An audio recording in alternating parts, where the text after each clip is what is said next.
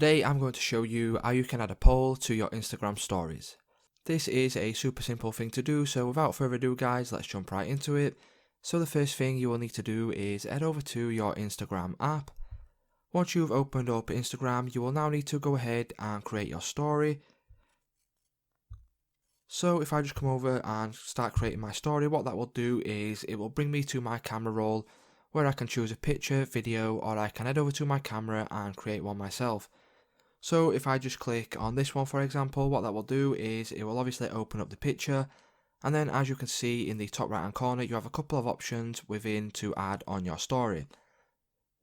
So you have text, and then right next to that you have stickers. If you click on the stickers option, it will bring you to this page here, and as you can see there is a lot of stickers that you can add to your Instagram story. And if I wanted to add a poll, what I can do is select poll.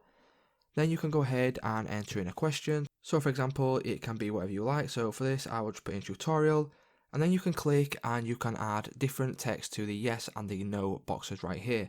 So you can go ahead and customize it as much as you want, or you can just leave it as yes and no.